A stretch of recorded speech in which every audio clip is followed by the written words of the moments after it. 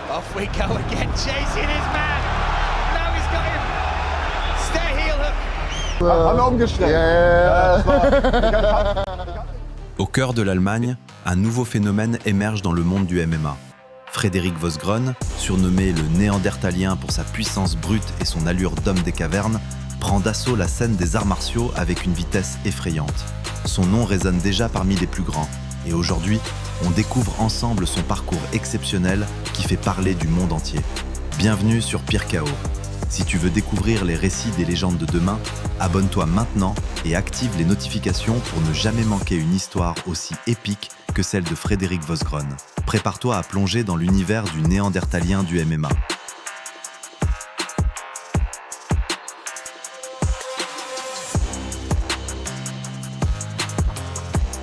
Né à Düsseldorf en Allemagne, Frédéric semblait destiné à la grandeur dès son plus jeune âge. Mais c'est à l'âge de 16 ans qu'il fait ses premiers pas dans le Brazilian Jiu-Jitsu, inspiré par un simple jeu vidéo UFC où il découvre un combattant légendaire, Brock Lesnar. Ce moment, une simple connexion virtuelle, va changer sa vie à jamais. Frédéric n'a pas seulement été un amateur de sport, il s'est entraîné sans relâche pendant 7 ans, obtenant finalement sa ceinture noire à Londres sous la tutelle de Dicky Martin. La quête de l'excellence martiale l'a ensuite mené à se former avec des entraîneurs internationaux tels que Lubomir Kambarov, un lutteur bulgare reconnu, et sa force, son agression sur le ring, sont devenus sa marque de fabrique. En 2021, Frédéric fait ses débuts en MMA à la Levels Fight League à Amsterdam. Face à Eran Okuroglu, il impose sa domination en soumettant son adversaire par un étranglement bras-triangle. Cette victoire spectaculaire attire l'attention des médias et annonce la naissance d'une nouvelle star du MMA.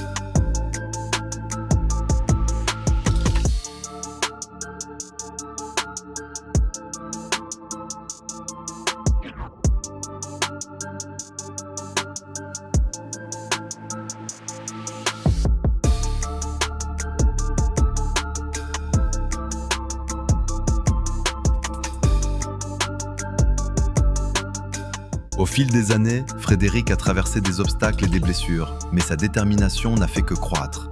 En 2024, il fait un retour triomphal à We Love MMA contre Chris Fischer, remportant une victoire rapide par soumission, réaffirmant ses capacités et sa domination physique. En décembre 2024, lors de l'événement We Love MMA 76, il enchaîne une autre victoire écrasante en premier round contre Nicolas Chef d'Urjevic. Il prouve à nouveau qu'il est à un autre niveau. À chaque combat, ses performances renforcent son statut de star montante du MMA. Son combat contre Durek Montignac à Otagon 69 en avril 2025 a marqué un tournant. Non seulement il domine son adversaire, mais il électrise le public. Et son style, sa puissance brute, suscite déjà des comparaisons avec Brock Lesnar.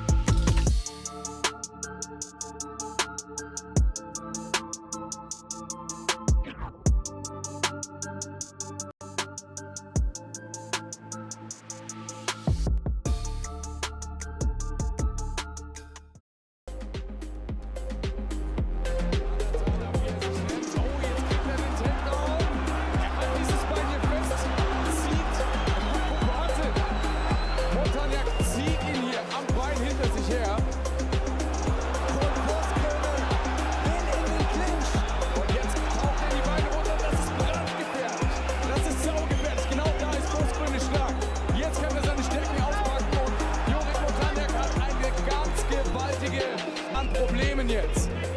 Und diese Position habe ich im Training immer wieder gesehen. Er versucht es jetzt darunter durchzurosten, Bein von Montagnac an. Achtung, Und jetzt, da ist das Ding und ich glaube, Montagnac muss gleich abklopfen. noch nicht. Aber die Frage ist, kommt er ganz weg? Vosgröne klebt die ganze Zeit weiterhin hier an Montagnac dran. Wahnsinn! Unfassbar. Das ist das, was ich gemeint habe. Wie so eine...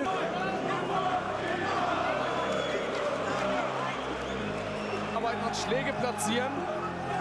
Aber eigentlich ist es Gift für ihn, dass dieser Kampf in die zweite Runde geht, denn dann starten beide wieder im Start und dann hat Vosgröne in der ersten Runde davon sich wegschieben können. Das hat der Franzose gut gemacht, aber Vosgröne klebt wieder weiterhin an Montagnac dran und hebt ihn hier aus, befördert ihn nochmal auf den Boden.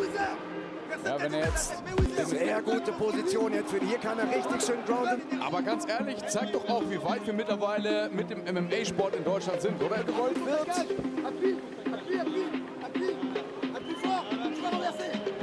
Ah, da kommt er in die Unterlage. Nein. Oh, sehr, sehr schön gemacht. Beziehungsweise die Armtriangel zu arbeiten. Und wer die Kraft von Montagnac gespürt hat, war das der Tap? Ja. Es war nicht der Term, aber es sah gerade erst so aus. Ich war gerade auch ein bisschen verunsichert. Und ich glaube, Montagnac ist schlafen gegangen. Frederik Vosgröne gewinnt durch Corner. Frederik Vosgröne. Was that good enough for you? I destroy these guys. I'm coming for you.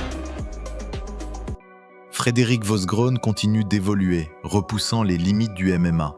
Chaque combat renforce sa réputation et les fans ne cessent de spéculer sur sa prochaine étape.